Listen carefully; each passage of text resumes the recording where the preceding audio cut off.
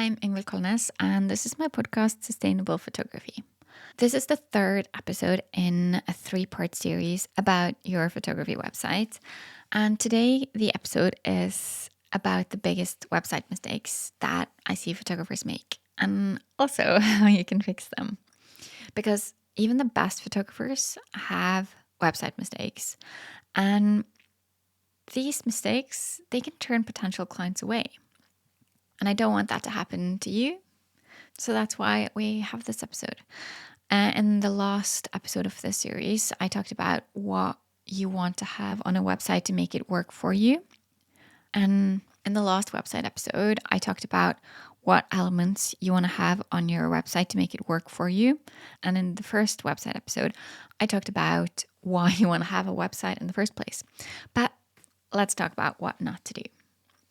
I kind of touched on this in the last episode, but it's really important, so I want to mention it again.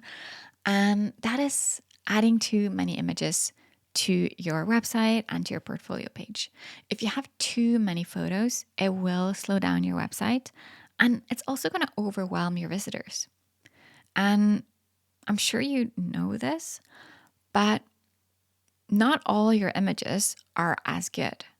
Some of them are better than others, and some of them are closer to what you want to keep doing. Those are the ones you want.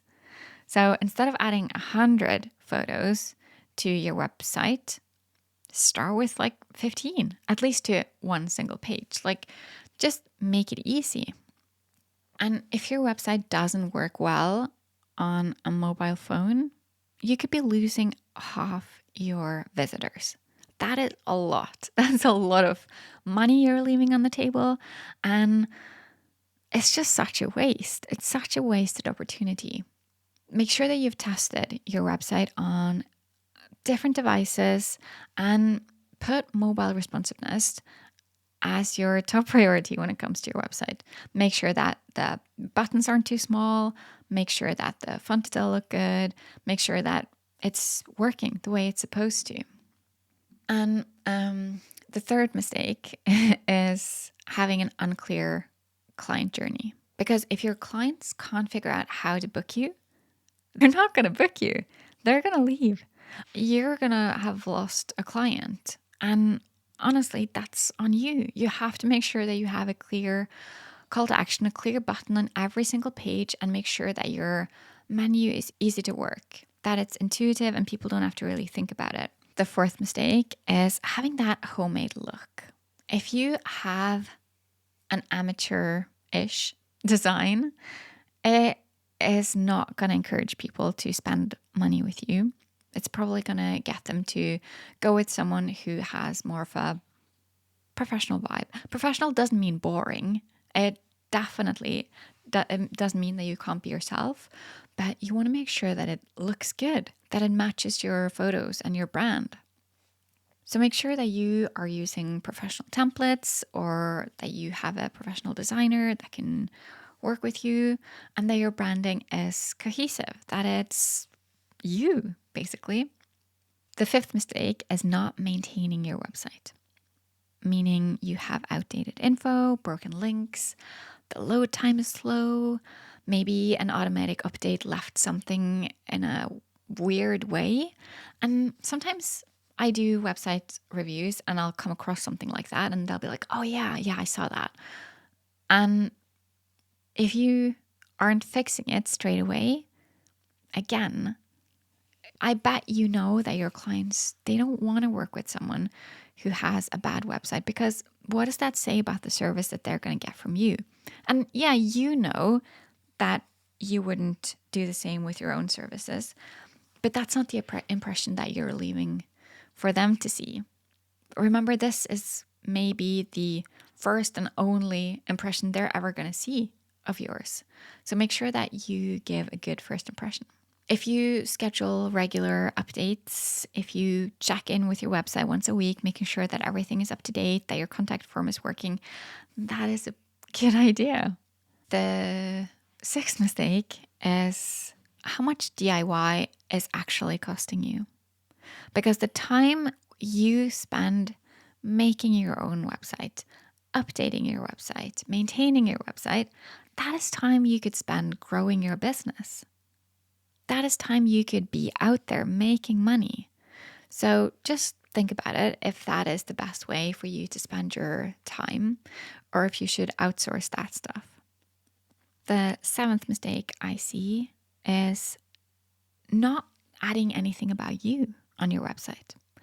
Previously, I mentioned how I don't like it when someone talks too much about themselves on their website.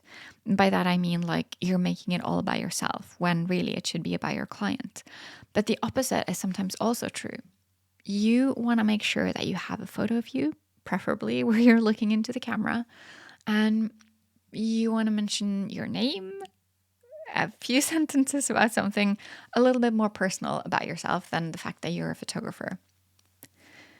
If you speak to your values, why you're a photographer, maybe give some fun facts, that is what's going to stick.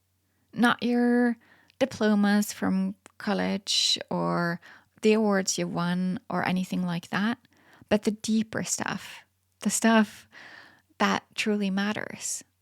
Because people buy from people. So you want to make sure that it's clear that there's a person behind there, that you're not just a faceless brand. The eighth, and let's say it's the final mistake for now, is to forget about testimonials or not making it clear that it is a testimonial. So you want to have quotation marks around your testimonials. You want to add a photo of the person saying it. You want to add their name, and you want to have them on all your pages. You don't want to hide them away under a tab in your menu or just maybe add one at the bottom of your homepage. You want to make sure that if someone is on your website, they will have seen what someone said about working with you, about the results they got. And you don't need like 3 paragraphs. Having something short and sweet is probably way more effective than having something long.